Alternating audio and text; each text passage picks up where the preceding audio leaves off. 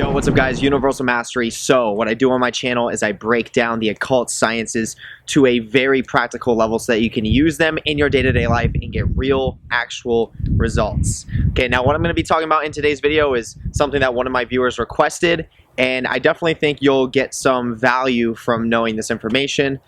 So what we're going to be talking about in today's video is how to set up your own magical circle for ritual or for meditation, and what exactly it's going to do to offer value to your own practice. So if you want to know a little bit more about what I'm talking about, then stay tuned.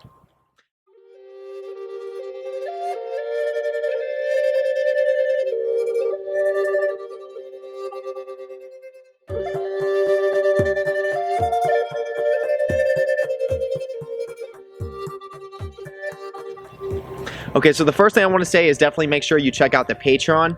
On the Patreon, I have exclusive content. Okay, half of that content is going to be geared towards actual spiritual practices that you can apply, where I'm doing them on video, and I'm also showing you how to do them yourself so that you get 100% success. The other half of the videos are going to be geared towards educational entertainment, which is a video that's very similar to this video, where it's entertaining, but you're also getting a lot of value from it. All of these videos, all these exclusive videos are not on YouTube. These are only going to be on the Patreon. So in order to gain access to these exclusive videos, you have to at least be a tier 2 member or up. Okay, there's 4 tiers altogether. As you go up in tiers, the benefits go up as well. But in order to gain access to the exclusive videos, you have to be at least a tier 2 or up once again. And in order to be a tier 2, it literally costs $9.95 a month, which is literally less than $1 a day if you actually do the math. Okay, so where you're going to be able to find the Patreon is if you hit the description. It's going to be a little drop down. You're going to see a link at the very top. It's that first link. It says My Patreon right next to it. Click that and you'll see that's where you'll find the Patreon. That's where you can sign up. I want to give a special shout out to the top tier members already of the Patreon. Their names are going to be mentioned in the parentheses right below that link. And once again, as you go up in tiers, the benefits increase as well. So I will let you check that out for yourself. Okay? Without further ado, going right into this video. So this is the thing. All right, there's a little bit of rain out here, but that's okay. So this is the thing. Okay. So basically what I'm going to share in this video, and I'm not going to go too crazy on the science of what's going on, but what I do want you to know before I go into this video is that there really is a science to what I'm saying. There is a science to it, meaning if you were a scientist, a really informative, knowledgeable scientist, you would know the scientific properties of certain types, you could say, of crystals. And essentially, so you guys understand, crystals have a psychotronic property to it, meaning they have a certain vibration, a certain number code that has to do with gematria that they emanate, and they can pull in certain energies and they can transmit certain energies. They can send out certain types of energies. So with that being said, that's pretty much what you need to know about the properties of crystals and what they can do in general. So pretty much what I'm going to go into is how I set up my own spiritual circle when I do my practices, so that you can listen to, how I set mine up, and then you can, use some of the tools that I'm sharing with you to apply in your own practice. Okay? So what I do is I have 8 small crystals, and a lot of the stuff that has been given to me, once again, a lot of the stuff that I use for my circle has been given to me. Okay, a lot of it was kind of just natural. So I didn't have someone that sat down with me and told me, hey, you need to set it up like this, you need to do it like this. This is going to offer value in your, your ritual or your meditation. I didn't have anyone that told me the science to what it was that I now do. But the funny thing is all these things were, a lot of these things, most of all these things were gifted to me. All these different types of crystals. I have a wand that was gifted to me. My quartz crystals, they were all gifted to me. All of it was gifted to me. So the way that I see that is it was given to me for a reason, and sure enough, as it was gifted to me, I incorporated it in my practices. So you could say that the energy or the spiritual forces around me were actually giving that to me so that I could use it. And it was like the spirit that was working through me that was causing me to set it up in a specific way. So sure enough, now I have the setup. I used all the gifts. I set it up, I set my circle up, which I'll go into later in the video of how I do it. But sure enough, I've come across information that actually speaks on what it is that I'm doing now. So I have been doing this for a couple months now, but sure enough, I've come across information, and it was all intuitive. But once again, sure enough, I came across some information that actually breaks down what I'm doing to a science, which is one of the most fascinating things to me, especially when you get involved in spirituality, how real it really is, and how spirits actually work, and how energy, flows through the body, and it actually, you could say, to a certain degree, possesses you and causes you to do things that you may not be consciously aware of the reason or the science behind what it is that you're doing, but there really is a deep importance and profoundness to what it is that you're doing. And that's, the art of spirituality. It really is a very ancient, intelligent science that underlies this whole thing. Okay, so the way that I set up my circle, I don't want to make this video too long. The way I set it up is I have 8 small crystals, 8 small crystal quartz, like these little crystals. And what I do in my circle is I set them around myself. Okay, I set them around me. So like if I'm going to do a meditation, or if I'm going to do a ritual, or a very important type of, you could say a very important kind of meaningful invocation, then I'm going to set all these 8 crystals around me. Now, once again, there's a lot of significance to all of this. So the fact that I'm placing the crystals around me in that circular form has significance to it. The fact that I'm using 8 crystals has significance to it. I can't tell you for a fact, because I'm still studying this stuff, exactly what the full significance of it fully is, but I have a general idea for myself, of what the symbolism means. 8 is a very ancient number, and it can be attributed to infinity. And pretty much the way that I use it is the way that I imagine it, at least, is that it's just pulling in more powerful energy to my meditation or to my ritual. And I imagine it from a perspective of power. It's just increasing the power of whatever it is that I'm doing. And I also imagine it to, you could say, pull in the energy that I need, that I want to manifest, and send out the energy that I don't want to manifest. So I believe that when I set these crystals out, that they're doing that for me. So that's a very important thing to understand, that when you do set up, your circle, and you incorporate different types of crystals, you can give your crystals principles or mechanics to incorporate into your, once again, it's in your circle, so for your practice. So you want to intend that these crystals are doing something. They're not just sitting there just because I like the way they look, although that is one aspect of it, but I'm giving it an intention. If you can give it an intention, there's something very powerful to that. And once again, just incorporating crystals with that intention of wanting to realize, like, what is it exactly that these things are doing for me. As long as you're incorporating them and giving them that intention in the beginning, later down the road, there is a very high chance that you will come across certain information that will specifically tell you the science, like a real science to that specific crystal, or the amount of crystals that you're using, or how you place them, in whatever order or whatever style you place them in. You might come across that information, which then, gives you one of those moments that's like, whoa, that's so cool how that happens. Okay, so I'll set 8 crystals around me. So 2 will be there, 2 will be here, 2 will be there, and 2 will be there. So once again, what I'm intending is that it's increasing the power of whatever it is that I'm invocating, or whatever energy I'm pulling in. And that's exactly what it does. And then I'll have 2 bigger crystal quartz, like a big one like this, and one like this, 2 white ones. Typically, what I would recommend if you're going to start from scratch is get a black one and get a white one. That will be better for you and better for your symbolism, and I'll explain why I'm saying that. So I'll have 2 white ones, and that's just because I already have them. But what I've done in my mind, and what I've done from my spiritual practices, is I've pretty much imagined one of these white ones to be a black crystal quartz. So I'll have a black crystal quartz and I'll have a white crystal quartz. But in reality, they're both white. But since I have developed myself to a specific spiritual level, I can imagine and place intention into this white crystal quartz, and pretty much essentially transform it into a black crystal quartz. So if we're going to be talking about the astral plane, which is the plane that has a lot to do with your imagination, and you have to realize how powerful your imagination really is. If you can imagine things to that degree and believe what it is that you're imagining, then on the astral plane that can actually form. So then the item in the physical plane will take the actual energetic form of what's in the astral plane.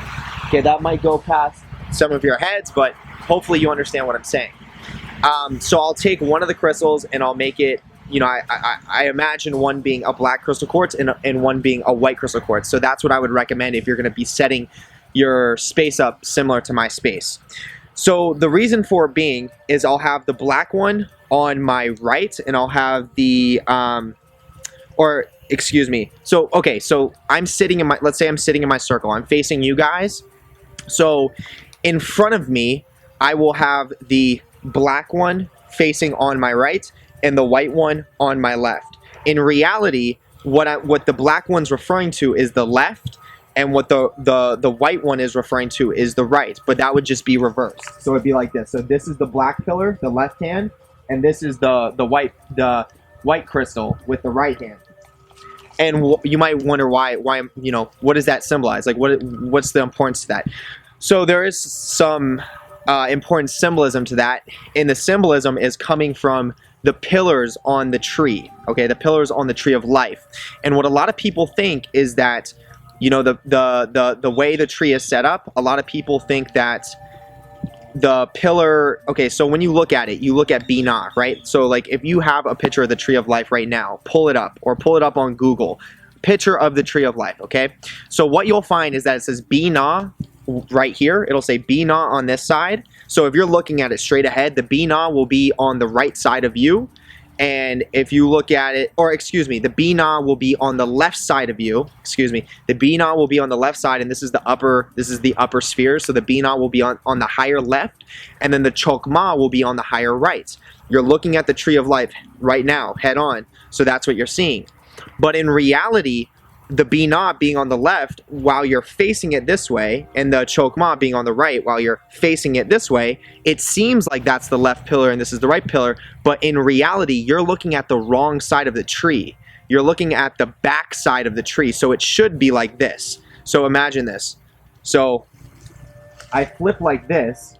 This is Binah now, and then this is Chokmah. So the Binah being on the left side as you're facing it should actually be on the right side, and then the Chokmah that's on the right should actually be on the left side. And once again, the reason for that is because you're looking at the wrong side of the tree. And you might ask, like, well, what do you mean that's the wrong side of the tree? There's tons of people, tons of books that have the tree formatted in that way, and there is a reason to that, and it has a lot to do with, you know, manipulation, magic, spiritual manipulation, occult manipulation, and it has a lot to do with people that know the real version of the tree not wanting this information to get out there. But if you're looking for a source where you can find this information and see the real tree, there's a source for that, and there's a book that I would highly recommend you go and check out right now if you don't believe me. It's called the Holy Kabbalah. Okay, the Holy Kabbalah. Type that in on Google and you'll see the book, and it shows the picture of the real tree where the Binah is on the other side and the Chokmah is on this side.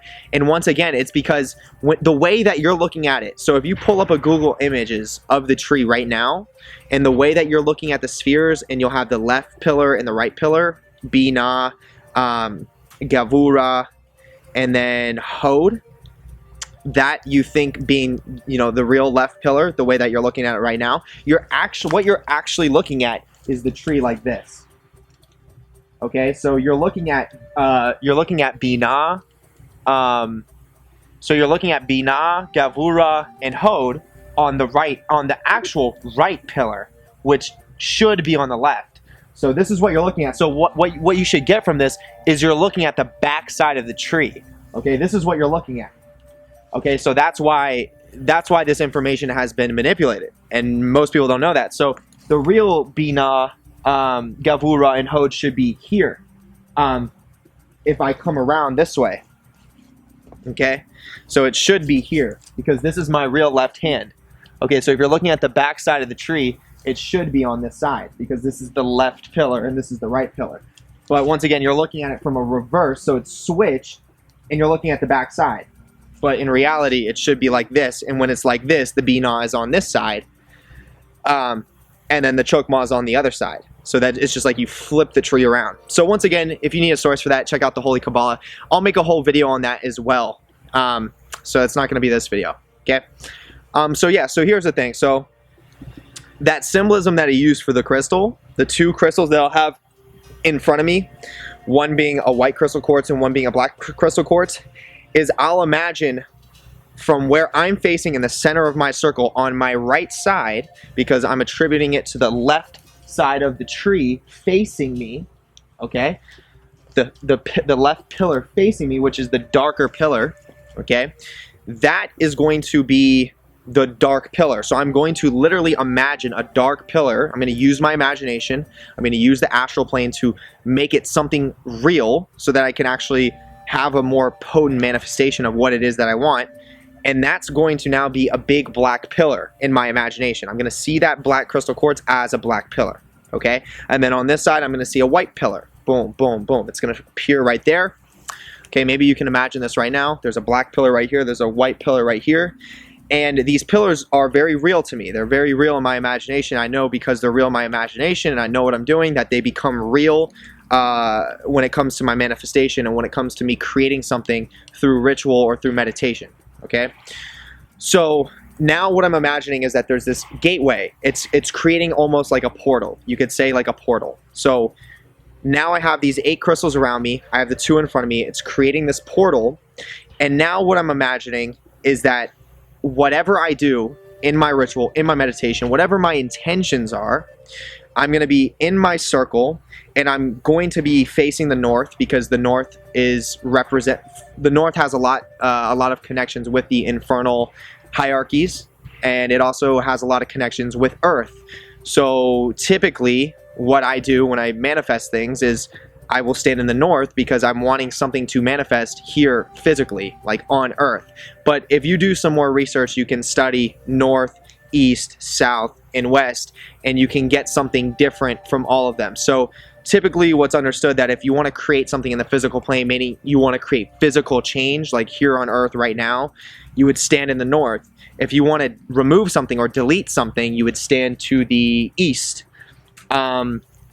And then see, I'm not too sure about the south. I haven't gone too much in that. I want to say it has to do with the mental plane though, but I'm not going to go too crazy with that yet. But I do know the west is for addition. So if you want to add something to yourself, or you know, essentially whatever it is, you would stand in the west. But typically, you know, once again, this all comes down to what you believe. It all comes down to how you're, you know, how strong your intentions are. So once again, even though I'm saying north does this, east does this, west does this, south does this, that doesn't mean that it can't work another way. This is just a very powerful way to have it work, because this has been practiced before by other people. And when something's been practiced more, you know, in the past and by other cultures, it becomes stronger. So typically I will stand in the, and you can get creative with it, right? You can like do half of it facing this direction, half of it, you can get creative. Okay, I'm just giving you a general idea. So typically I'll stand in the north, or maybe I'll stand in the middle to get a balance of all of it. But typically I'll be standing in the north at the front, and I'll have a wand. And my wand has a white, it has a crystal clear quartz on it, on the front of it, and then the back end has this this like black stone. It's like a black stone. I don't really know exactly what the stone is, but it's got a black stone. And then it has these other little tiny crystal quartz that are embedded in it as well. But I'm using the wand as symbolism to direct the power, to direct my manifestation. So typically, now that I have these 2 pillars coming from those bigger quartz crystals in front of me, now that I have all those smaller crystals surrounding me, all 8 of them, there is a massive circle of power around me. Okay? There's a massive circle of power around me. There's a gateway in front of me that is waiting for me to put energy into it so that I can create whatever it is that I want to create. So I will use that wand. Typically what I'll do is I will start off with an invocation. I have a specific type of invocation of some of the most powerful Qliphothic spirits that you can find on my Patreon. I have a video on my Patreon where I perform, or I don't perform it, but I tell you exactly how to perform it. It's called Casting the Circle of the Dragon. So not only do I have the circle with my crystals, but I perform it on my Patreon. not actually doing it, but I'm saying it on camera, and I'm telling you what you would need to do while you do it. So you're also drawing a circle around you, invocating some of the most powerful spirits from the infernal hierarchy, so that they can be present while you do your ritual, while you do your spell, or while you do your manifestation, or while you do your meditation.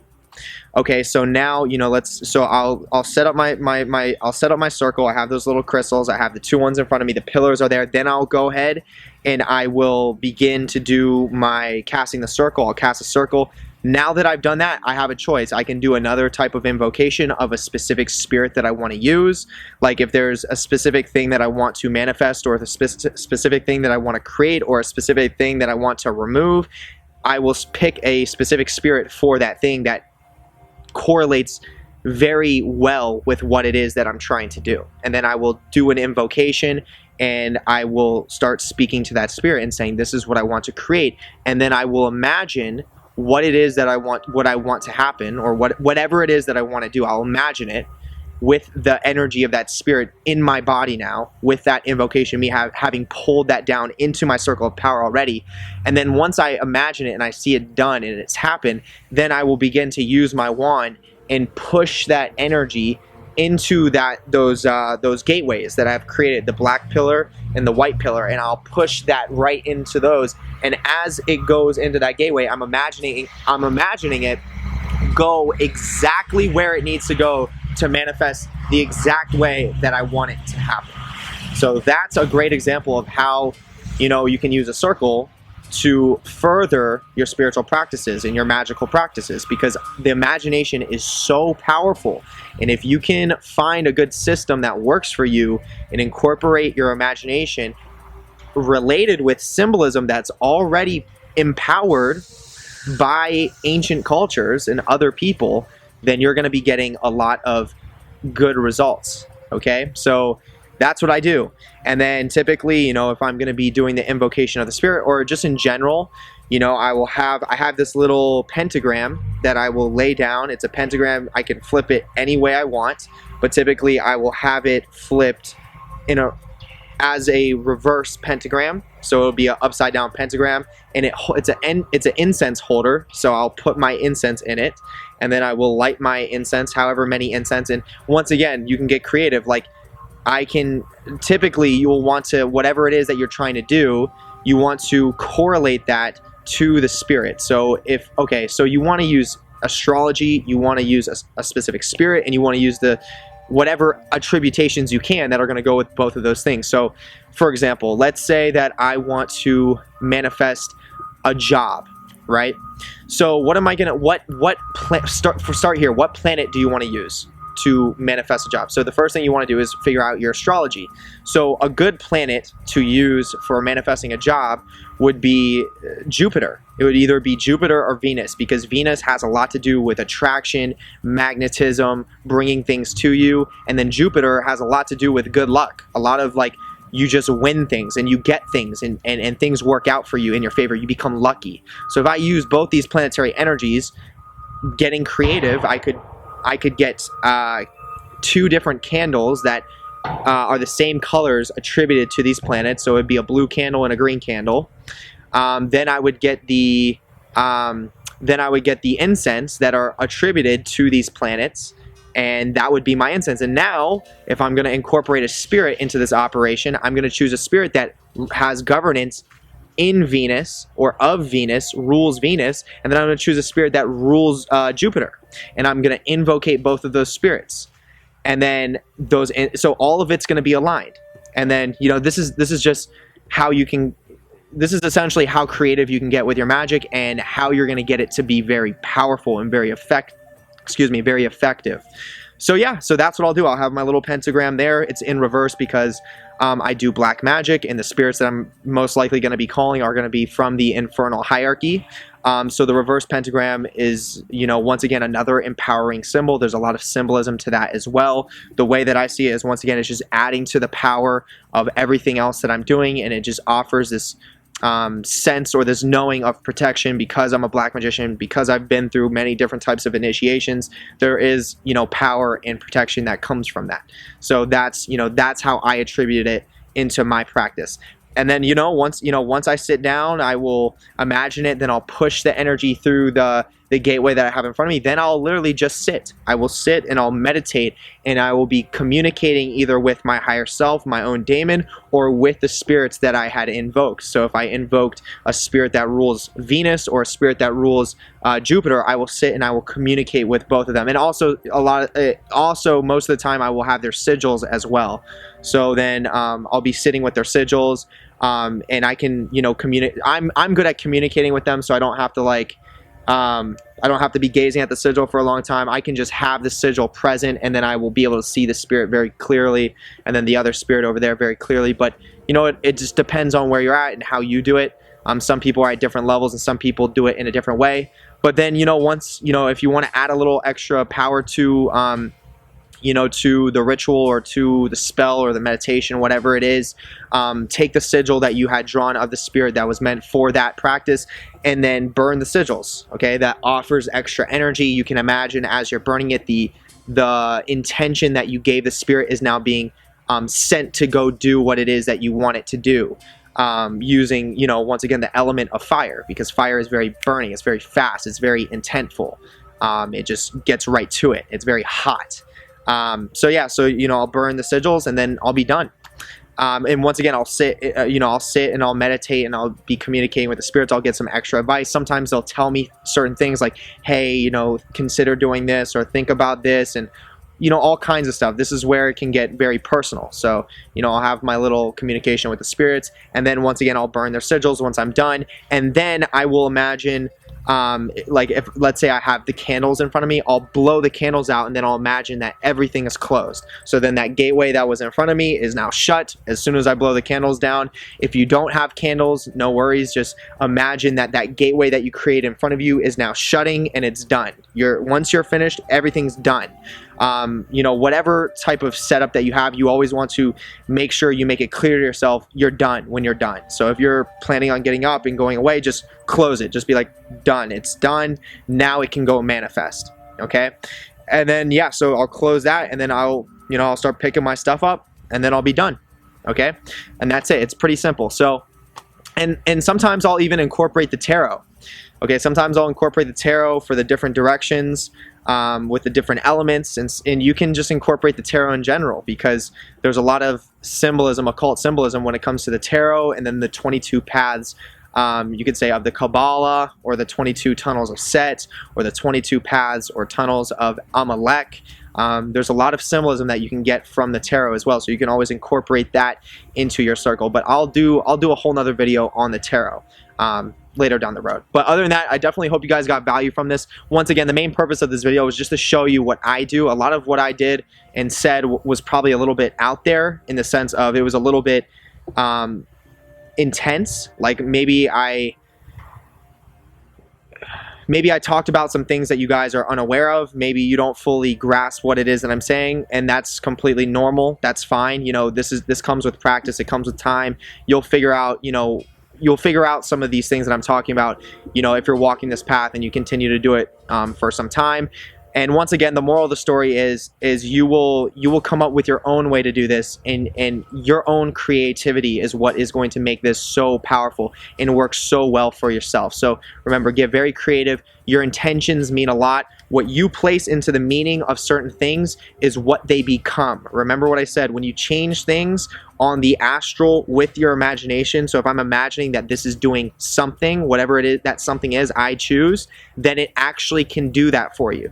Don't always get caught up that, like, if someone says, oh, this does this and it has to do this and it only can do that, that's their perception. Their imagination has created that reality, meaning it will do that for them. But for you, it could be a little bit different, because your imagination operates differently, and you can create powerful things for yourself. So that's the moral that I want to say. Once again, I hope the value that you get from this is listening to what it is that I do, and then hopefully you can apply some of these things to your own practice, or at least consider some of it. But once again, I'm going to wrap it up here. Hit the like button if you like the video. Hit the subscribe button. Hit the notification bell because I'm posting videos as often as I can. And I hope you guys have a wonderful rest of the day or night wherever you are. And once again, if you want to be a part of the Patreon, you're going to go to the description. It's going to be that very first link at the top. It says my Patreon right next to it. Remember, you have to be at least a tier 2 member in order to be a part of the Patreon and gain access to the exclusive videos that I have.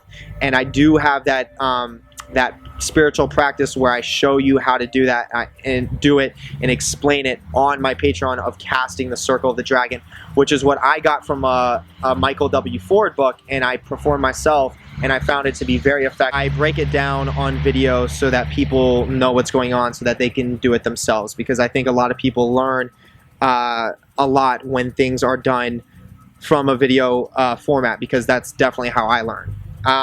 But yeah, so I'm going to leave it there, and then the second link below that is going to be the Facebook community. When you click that link, you're going to see a pinned post that says private group here. Click that, request to join the private group. We're roughly at 30 people. Once we get to 50, I'm going to be posting on there consistently. I'm going to be posting in the form of pictorial quotes and written content. So definitely make sure you request to join, because once again, once I get to 50 people in that group, I'm going to be posting consistently. So other than that, guys, I'm going to leave it here. I hope you have a wonderful rest of the day or night wherever you are, and I will see you on the next video. Peace.